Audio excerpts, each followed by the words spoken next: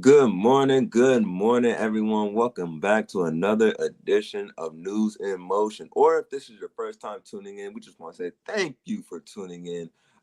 You are right now with the live host of the show, the pregame host, if you will, of the show. My name is Isaiah Jones, and we just want to welcome you in to the room. Today is May 3rd, 2023. And as you're coming into the room, today is Wednesday workshop, y'all. So make sure you have your pen and your paper because we have some important news for you. For our audio and podcast listeners, we just want to say thank you for tuning in and turning those dials to Hot 97 of News in Motion. That's right, there you are tuned into Hot 97 for all of our audio and podcast listeners. I also want to give a shout out to my father, Fred Jones. Today is his birthday, so we could tell Fred Jones in the chat happy birthday. That would be greatly appreciated. We also have the DJ. He's gonna play your favorite song for you, Mr. Jones. Electric Relaxation by A Tribe Called Quest. That will be on the rotation later on today, just for you. As we are coming into the room, let us know that you're coming in, whether it's through YouTube, Facebook. Shout out to also our LinkedIn viewers as well. And like I said before, as you're going into the workplace, dropping the kiddos off, y'all know what we do here. Let's go get this news in motion.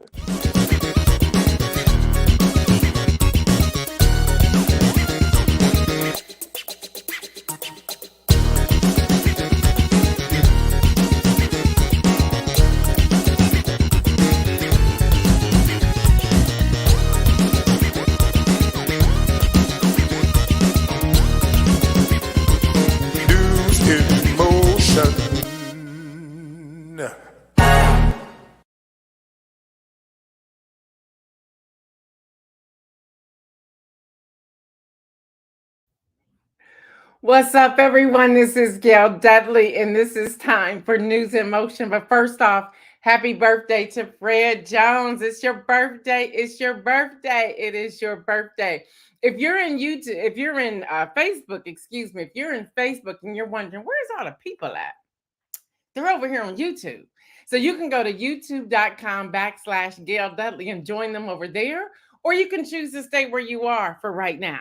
It's totally up to you. But if you're wondering where all the people are at, they're over here on YouTube. Just go to youtube.com/Gail Dudley. Subscribe, hit the alerts, all of that.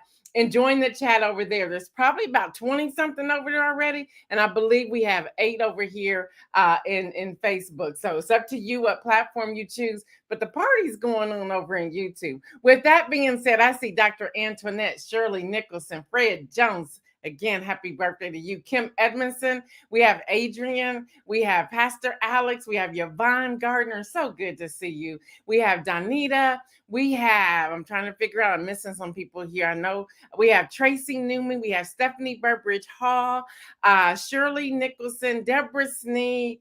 I'm missing some people. But y'all know who you are. Just go ahead and say hello and make sure you say happy birthday to Fred Jones. All right, y'all. Today is Wednesday. It is Wednesday, May the 3rd, 2023. And as Isaiah said, it is your Wednesday workshop. We didn't get rid of that. I am your host, Gail Dudley. Welcome everyone who is tuning in with us live. But if you're happening to watch the replay, that's cool. Just follow along. We love hearing from you and coming back to the chat to see what you've written in here. Thank you for allowing me to spend a portion of your day with you. Our goal is to keep it to 30 minutes, but every now and then we go to about 45.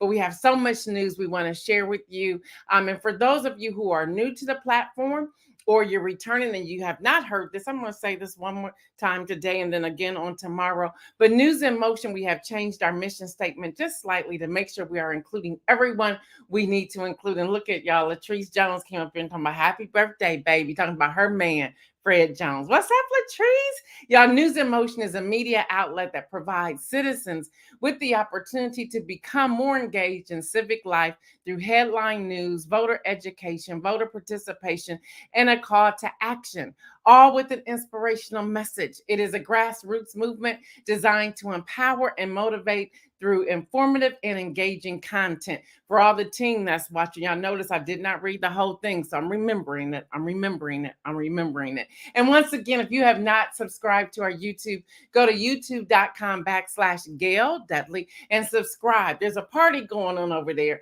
Over here on Facebook, there's about 10 of y'all now. Y'all might feel a little lonely, but you can still engage with each other who's on that platform, and you can come on over to where the party's happening. I see you, Tracy Burrs. I see you, Hester Jackson. Y'all, volunteers are needed. Volunteers are needed. We kicked this off on May the 1st. We're helping out with other organizations with voter registration. If you're a volunteer and you're interested, please send us an email at newsinmotionwithgail@gmail.com and say, hey, we're interested and I'm interested in becoming a volunteer. Yeah, we're talking maybe minimal 5 hours a month, maybe even less than that. We're going to show you how to put it all together within your sphere of influence. For example, we're having 18, 19, and 20-year-olds really educate voters that are 18, 19, 20 years old. So if you're 60, 61, 62, and you've never registered to vote, or maybe you're a registered voter, but you have not actually participated in voting, we will pair you up with 60, 61, 62, 63 years old. So we're grouping them together that way. I have been really processing this, flushing this out, putting this all together, and I'm so excited about it. So that is happening as well. I see you, Mike Nicholson. What's up? I see you, George Saunders, and I see my sister, Patricia Laus. So y'all, it's time for the headline news. So let's stay in the know to see what's going on. CNBC is reporting that U.S. job openings dropped to 9.59 million in March, roughly 1.6 million fewer than in December, according to the government data released on yesterday. Now, y'all, analysts claim the figure, the lowest level in nearly 2 years, indicates that it's a tight labor market is normalizing. So we got to watch this flush out. The Federal Reserve has a lot to say, but I'm kind of like laid back on the Federal Reserve. I'm still trying to figure out where that $200 billion is from that First Republic Bank. I'm just saying what I'm saying. I just still have questions. I see you, Anita Dawson, evangelist, pastor, bishop, if I can say that too. Y'all, CBS is reporting that President Biden is sending active duty military to the border. That's happening. The Department of Defense is deploying 1,500 troops to the U.S.-Mexico border to assist in non-law enforcement responsibilities, such as providing support for the detention and processing migrants. Now, y'all, the timing is not a coincidence. However, Title 42, the COVID-era policy that allows authorities to swiftly expel migrants from the U.S., expires next week. So what's really going on? We have questions for you, Biden. I'm not going to give you grace because you kind of like calmed the nation down over the last couple of years. I'm still have heat on you as well, because I want to know what you're really doing, why you're doing it, why you're making the decisions you're making, and why we still don't have voting rights. Just asking what I'm asking. ABC News is reporting that authorities have arrested 288 people for trafficking fentanyl and opioids on the dark web over the last 18 months. Hold up, wait a minute. I have another question. How is it that you're able to have this dark web? Hello, somebody. And we've been talking about it. We had lawsuits. People paid out the lawsuits. There were settlements. And then you have this dark web. What happened to the CIA? What happened to the Secret Service? What happened to the people in the background looking at these things? How are these things happening? And how are they now into the neighborhoods? Oh, I forgot, just like Reagan era. Okay, so y'all just really repeating what Reagan did back in his time, how y'all got guns and drugs. And then all of a sudden, the black and brown people are fighting and all the stuff is in our neighborhoods, gives y'all reason to come in, knock on the door, shoot us up, do whatever. We need to get this together. We need to protect our own. Yeah, I'm saying what I'm saying. Y'all, authorities also seized roughly 1,800 pounds of drugs. That's 117 firearms and 53.4 million in cash and virtual currency. Now, this is coming from the Justice Department that announced this on yesterday. Y'all knew this way before then. Y'all listen to chatter all day, every day. So you waited 18 months to do something about it? Okay, I see what's happening. Y'all, the New York Times is reporting, and this is their direct headline, the discovery of the text message contributed to a chain of events that ultimately led to Tucker Carlson's firing. Now, I'm not going to read that text text message. I read it. I said, if that's not domestic terrorism, I don't know what is. And why did y'all allow him to stay on the air as long as you have allowed him to stay on the air when he was talking about killing people? Hello, somebody. Read the text for yourself. It's out there. Just go look for it. Go to New York Times and see everything you need to see. We are developing white supremacy, domestic terrorism, and we're turning a blind eye on it, and we're trying to call it and label it mental health. No, Tucker does. He is a mental case, but Tucker Carlson is a smart, brilliant man, and he knows what he was doing. The only reason Fox News, you decided to fire him is because Dominion voting system was about to allow that to be information on the trial. That's why you paid out the billions of dollars that you paid out. All of this comes back to you, y'all. All we got to do is connect the dots. And you're wondering why I am focused on voting rights. You're wondering why I'm focused on making sure you're getting the information. Here's why. Connect the dots. So we need to connect the dots of Tucker Carlson to all of these other people out here showing their hand, and they're not being indicted. They're not going to jail. They're not being called across the carpet. We even have them now in our Supreme Court of the United States. What's happening with Clarence Thomas? Why have all of a sudden we stopped talking about it? No, he broke the law. What are we doing about that? Let's even connect his dot to his wife, Jenny. Hello, Jenny. We haven't forgotten about you either. But y'all, we need to raise our voices. And if you cannot stand, if you cannot protest, then we have to raise our voices by voting. Wow, I said a whole lot. Let me see what you all are saying here in this chat. Let's see. Call it out. Call it all out. Misha, I'm trying to. Kim Edmondson, connect the dots. I'm trying to. Just nobody's listening. Mike Nicholson, they let the Nazis be, but they fight DEI initiatives. Yes to all of that. Yvonne Gardner says, not being held accountable. No, they're not being held accountable. Dr. Antoinette says, because it's no longer only in certain communities. That too. Y'all, if y'all want to see, now this is, I'm going to say this very carefully. I shared this with Stephanie Burbridge Hall one-on-one on the conversation yesterday. If you really have the stomach to stomach this, now y'all, it's raw. It is absolutely raunchy. No children should be watching this. Y'all, if you have Hulu, watch Snowfall. Yeah, 6 seasons of it. So you're not going to be able to watch it in one setting. Now, y'all, it is raunchy. You just have to get through all the other stuff. It is truly raunchy. I'm just telling y'all, there's some nudity, there's some sex scenes, there's some graphic sex scenes, but the drug movement and the CIA and the U.S. government and the Reagan administration, y'all might want to watch that. We need to open up our eyes and then have conversations behind all of this, y'all. That's what we do here on News in Motion. So I'm not getting ready to read to y'all Tucker Carlson's text, but read it. It is eye-opening, and it makes you raise the question. Deborah Sneeze watched it. She said, it's a good series. Listen, I'm like, woo! New Me Forever is on YouTube. It says, I watched it. Y'all tell the people what it is. It's like, oh, so you just snuck this into our communities. And then you've allowed the Black and brown people to have Black and brown crime and Black on Black crime. And you allowed all these things to happen while your hands are clean. No, y'all, this is what's happening. Now, y'all, things are changing. Yeah, they're changing. CNBC, AP News, Vulture, and others are reporting the Writers Guild of America began a strike yesterday after talks with the Alliance of Motion Picture and Television Producers failed to reach an agreement on a new contract. Y'all, that's 11,500 members, argues that pay has not kept up with the rapid pace of technology changes and the rise of streaming services and artificial intelligence. Y'all, it got so deep, I had to go be nosy. Y'all know me, I got to be nosy and see everything that's going on. I just don't want to take an article. I need to dig deep to see what's happening. Well, y'all, you talking about negotiation holdout.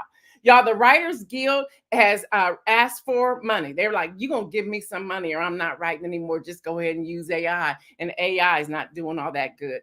They're talking about the streaming residual. They're talking about the regulation. They want regulation of artificial intelligence. that said, according to the Gill's document, it is proposing that AI can't write or rewrite literary material. Hello, somebody. They put their foot down. Y'all, the Guild is also proposing increasing in minimum of 6%, 5%, and 5%. And they're talking about how they want to break that down and how they want they put their pay. They're wanting to create a new minimum tier for writer producers. Y'all, currently minimum for every above staff writer is 7,412 per week. Now we may say that's pretty darn good for those of us who's not making that, but when you really put that into perspective and look at what the producer, the director, the celebrities are making, that ain't even close to what because they're the ones that's writing the script. There would not be a script. There would not be a need for the celebrity if they didn't have a script writer to write the script. Y'all, they're also talking about the span cap from 400,000 per year to 450,000 per year, and the list goes on. Like, that's how you negotiate. Y'all, they in a stand down. But what's going to happen? All the night shows are going to be the first ones to be hit because they need their script writer. Y'all should be like me. I write my own scripts. Hello, somebody. Listen, and you got to know what you got to know and do what you got to do. All right, y'all, it's time for the workshop because the ceiling is falling. Yeah. First off, let me give you some definitions. Because Hakeem Jeffries, he's coming in like it's about to be a hostage takeover over here in the house, and you better know what you know. What they say, if you around, you're gonna find out. Y'all know what I'm saying? That's happening out there. Y'all know what word it begins with an F. They say if you wanna. You're going to find out. And he's about to show them just who he is. I love this black man up in there. Y'all, let me give you your first definition. The definition of what's a discharge petition? Because that's what he's bringing out. Like, boom, I'm about to blow this up.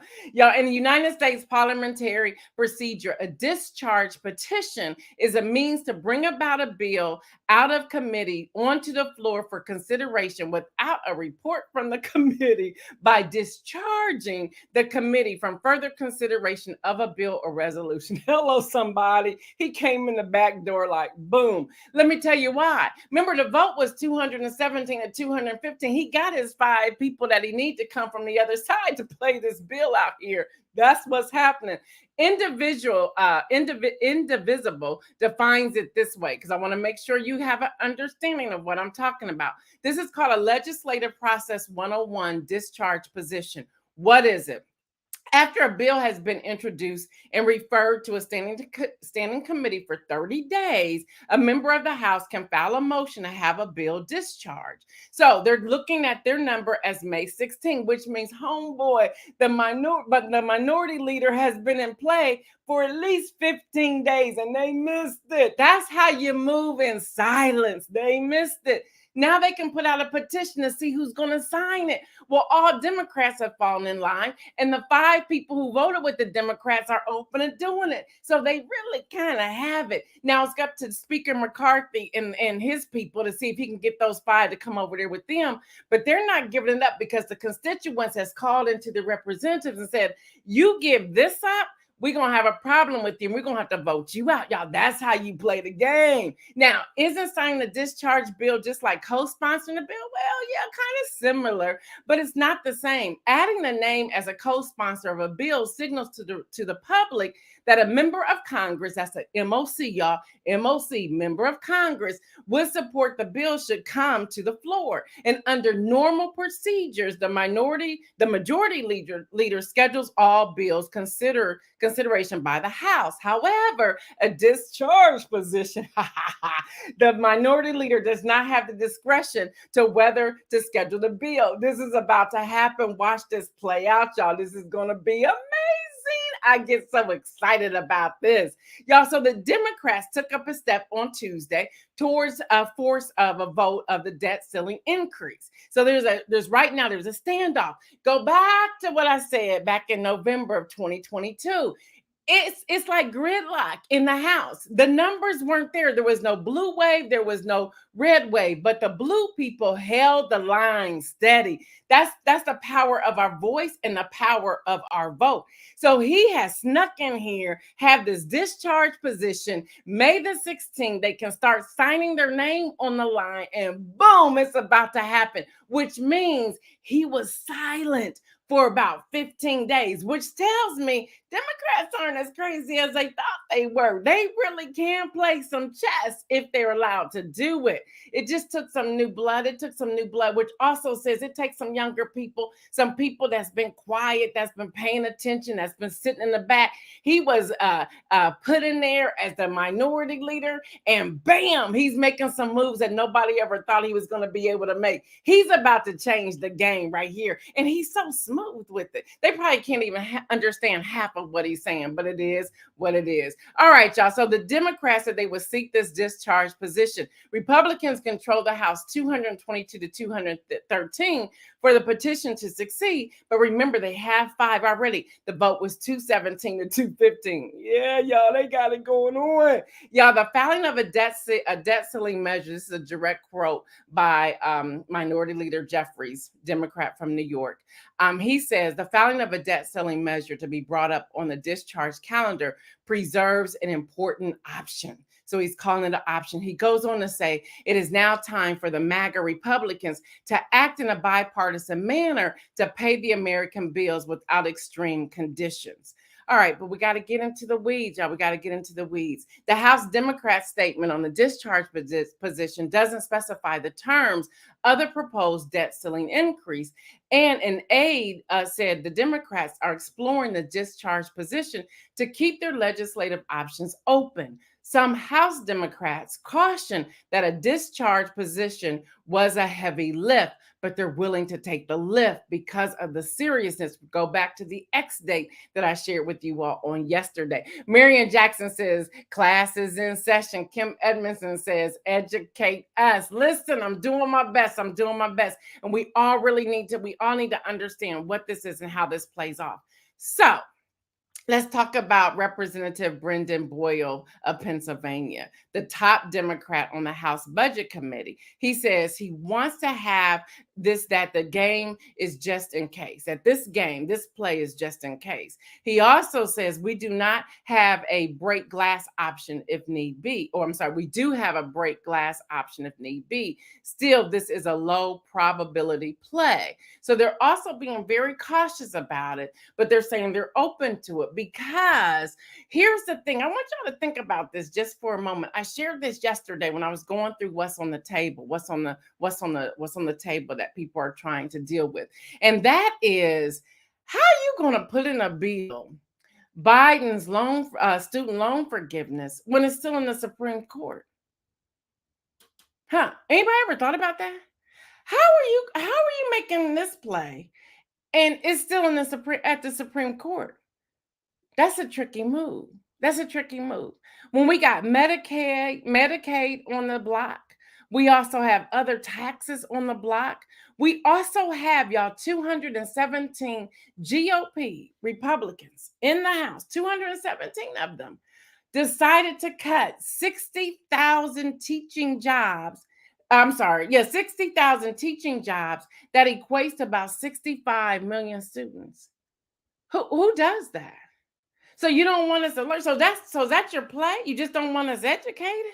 Is that because you're not educated and you don't know what you're doing? It makes me wonder who's really reading these bills in the House. Are you sitting down and understanding what you're cutting? Are you realizing that this comes back to your constituents? Like, why do you want to do that? Is it because that your students are in private schools, so you don't understand how the public school or the city school system works? Y'all, this is where even if your children have graduated, we should still be involved, especially if we pay taxes, and we all pay taxes one way or another. Going back to yesterday's conversation about this whole money thing, have you really sat back and thought about how much we pay and they don't pay?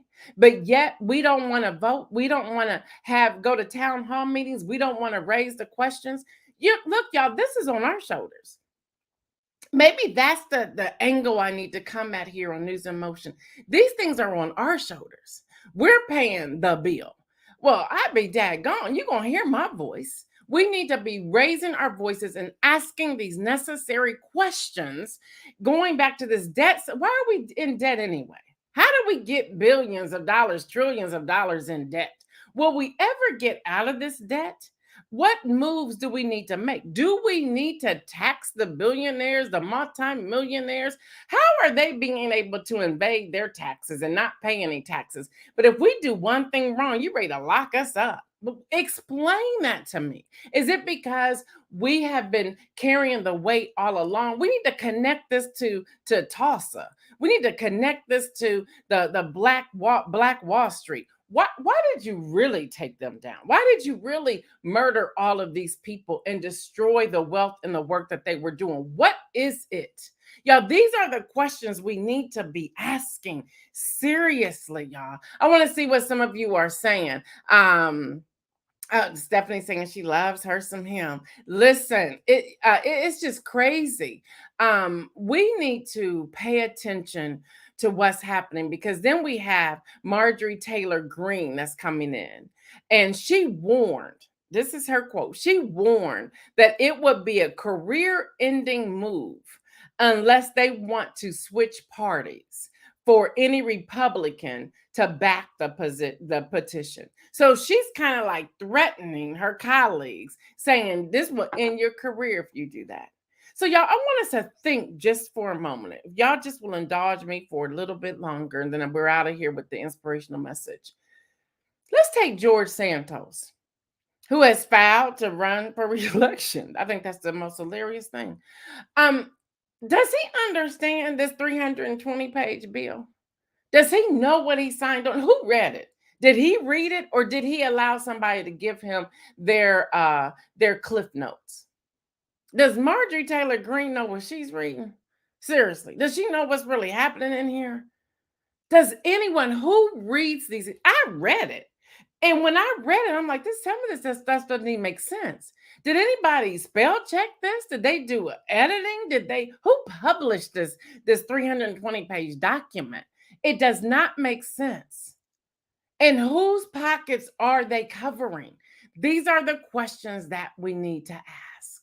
Seriously, y'all. These are the questions that we need to ask.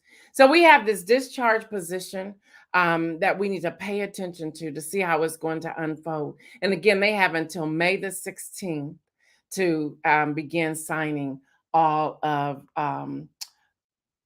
the petition if they're going to do this. Marion Jackson says MTG Marjorie Taylor Greene needs to be voted out. Hey, they had an opportunity, but they didn't, which I say this is why we need to educate voters. Adrian says MTG does not know when she is talking about people paying taxes during the Ice Age. There's that. There's a lot of questions. And even in our town hall meetings, we should be asking the questions that I'm asking today and I'm asking right now. So that's what I have for today. I didn't want to overwhelm you today. I wanted you to look this up. And again, you know what I say, don't take my word for it. Research it for yourself. Research it for yourself. Know the truth, for the truth will set you free, which takes me to my inspirational message today. And that is, think on these things. Real basic is right there from the word, whatever is true. So when you're looking at all these articles, when you're vetting the articles, when you're listening to news reporters, when you're following along on some of these bills, you need to ask yourself, what is true? What is true? Next, what is noble? What's the noble thing to do here? What's noble? What is right? What's right for the people of America? What's right for the constituents? What's right for our students that are in school? What's right for our healthcare system? What's right for the migrants? What's right at the border? What's right? What's right? What's right? And then whatever is pure, whatever is lovely, where do we extend our love to one another? What does that look like? How do we get beyond all this partisan isms and all the junk that comes with it? And how do we begin to look at unity? Whatever is admirable, is anything is excellent or praiseworthy, think on those things. So our thinking, our mindsets have to change as well. The reason we are heavy on giving you all this information, and I wanted to give you the definition of what's happening, and to give you some research and some other sites to share with you, is because y'all, voting is more than just saying, okay, eeny, meeny, miny, mo. We got to get beyond that. We have to go deeper, which means we have to take time.